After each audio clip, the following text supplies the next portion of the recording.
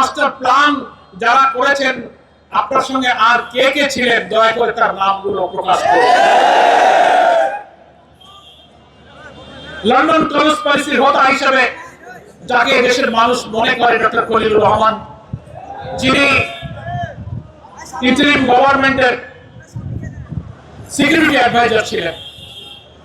বাংলাদেশের অন্তর্বর্তীকালীন নির্দলীয় সরকারগুলোর একটা ট্রেডিশন আছে, একটা প্রথা, একটা ঐতিহ্য, একটা রেওয়াজ আছে যে যারা নির্দলীয় সরকারের উপদেষ্টা থাকেন একেবারেই ইমিডিয়েট তার পরের নির্বাচিত কোন সরকারের কোন পলিটিক্যাল গভর্নমেন্টে তারা সাধারণত যোগদান করেন না, কেউ করেনি।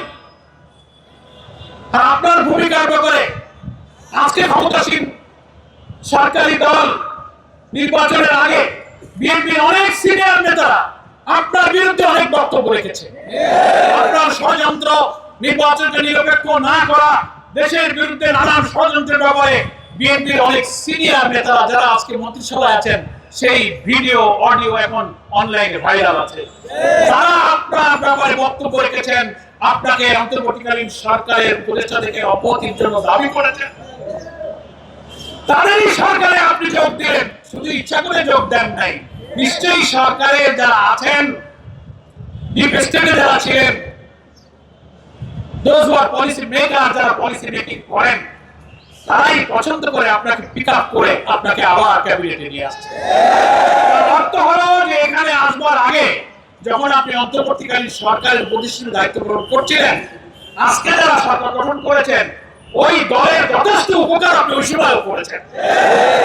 আপনার খেদমত, আপনার উপকার নির্বাচনে বিজয়ী করা, সরকারে আনার ব্যাপারে আপনার সার্ভিসে তারা এত সন্তুষ্ট হয়েছে যে আপনার পরে সমস্ত রাগ দুঃখ ভুলে আপনাকে এখন পররাষ্ট্রমন্ত্রী, এটা একটা উপহার আপনি পেয়েছেন। তো এটা তো জাতি বুঝতে পারে যে ইঞ্জিনিয়ারিং এর সাথে আপনি একটা গুরুত্বপূর্ণ দায়িত্ব পালন করছেন। আরো আছে, আস্তে আস্তে ঠাকুর ঘরে কে আমি কলা খাইনি, তো অনেক সময় ঠাকুর ঘরের লোকেরা এরকম হঠাৎ কেউ খুব বলে উঠবে না আমি কলা খাইনি, অন্তত দুজন তো পাওয়া গেল। আর যদি আপনাদের সহযোগী কেউ থাকে তাদের নামটা প্রকাশ করুন। আমরা বর্তমান সরকারের দৃষ্টিতে আনতে চাই, এই বক্তব্যটাকে পরীক্ষা করা হোক। রাজনৈতিক বিশ্লেষক, যারা চিন্তাশীল, যারা সিভিল সোসাইটি আছেন, এখন নীরব কেন? আপনি এই কথা ব্যাখ্যা দেন। বিরোধী দলে থাকলেও তাদেরকে আমরা মেইন স্ট্রিমে আসতে দেয়নি, এই কথার অর্থ কি? সমাজের সুশীলদের কাছে ব্যাখ্যা দেয়। রাম বাম সেজে বাংলাদেশকে আমাদের জাতিসত্তা থেকে বিচ্ছিন্ন করার জন্য আন্তর্জাতিক চক্রের সিন্ডিকেট হয়ে যারা কাজ করেন তারাই বক্তব্যের ব্যাখ্যা দেবে। আমাদের ব্যাখ্যা যদি ভুল হয় আপনারা সঠিক ব্যাখ্যা দিন যে বিরোধী দলের পার্লামেন্টে কারা আছে জামাত ইসলামী ছাড়া।